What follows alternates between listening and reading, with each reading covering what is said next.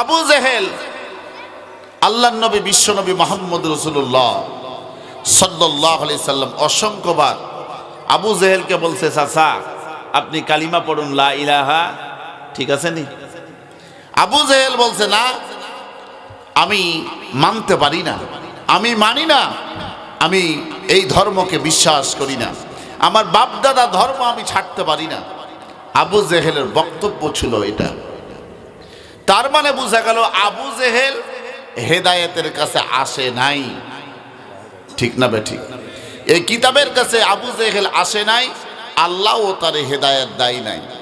এবার আসেন, আল্লাহর নবী বিশ্বনবী মুহাম্মদ রাসূলুল্লাহ সাল্লাল্লাহু আলাইহি সাল্লামের সবচেয়ে আপনজন ছিলেন তার চাচা আবু তালেব, ঠিক না বেঠিক? নাম কি বললাম? আবু তালেব আল্লাহর নবীর আপন চাচা।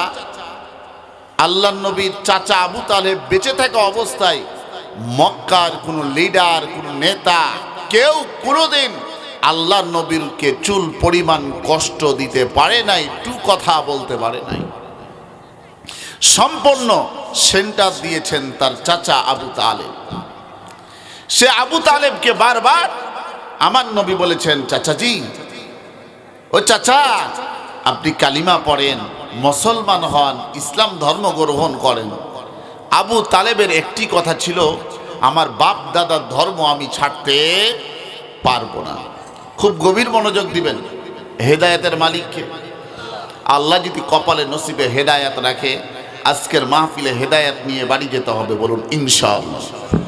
আমার ভাইয়েরা, আবু তালেবকে এমন কথা বলেছেন আমার নবী, চাচাজি আপনাকে মুহাম্মদ রাসূলুল্লাহ বলতে হবে না, আপনি শুধু বলেন লা ইলাহা ইল্লাল্লাহ। আপনি কি বলেন? জোরে বলেন, লা ইলাহা ইল্লাল্লাহ। এই শব্দ শুধু আপনি বলেন, তাহলে যথেষ্ট। আবু তালেব বলছে, আমি যদি বলি লা ইলাহা ইল্লাল্লাহ, মুহাম্মদের ধর্ম যদি আমি গ্রহণ করি, মক্কার সমস্ত নেতারা, আমার বন্ধু বান্ধবরা তাচ্ছিল্য করবে, তুচ্ছ আমাকে বানাবে, বলবে আবু তালেব সে নিজের বাপদাদার ধর্ম ছেড়ে মুহাম্মদের ধর্ম গ্রহণ করেছে।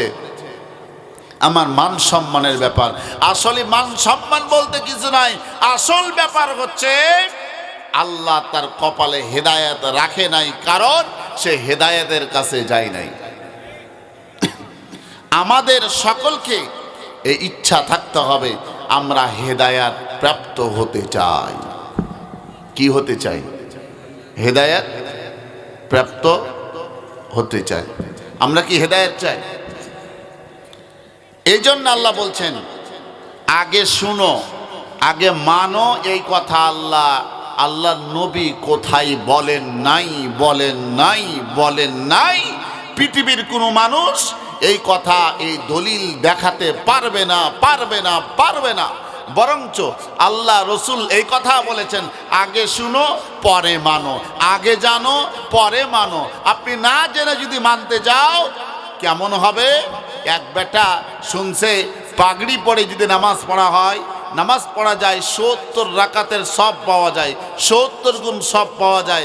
এখন কি করছে? ওয়াজ শোনার পরে তার তো পাগড়ি নাই, এখন কি করছে? তার পরনের যে লুঙ্গি ছিল সেটাকে পাগড়ি বানিয়ে মাথায় পাগড়ি লাগাইছে। বলেন ৭০ টাকা কি ফার্স? ৭০ বাদ দিয়ে পাগড়ি দিছে। তার মানে কি এই বেটা জানে নাই, এলেম অর্জন করে নাই, ঠিক না বেঠিক? তার মানে আমার আল্লাহ বলেন, ক্বালু সামি'না ওয়া আতা'না।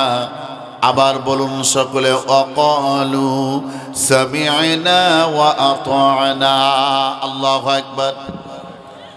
আয়াতের শুরুতে যখন ওয়াও আসে, এ ওয়াও দ্বারা আল্লাহ কসম কাটেন, কসম বুঝান। ওয়াও দ্বারা আল্লাহ কি বুঝান?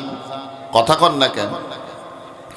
যেমন আল্লাহ বলছেন, ওয়াত্তিনি ওয়াজ্জাইতুনি ওয়া তুরি সিনিন ওয়া হাদাল বালাদিল আমিন والسماء ذات البروج واليوم الموعود وشاهد ومشهود قتل أصحاب الأخدود النار ذات الوقود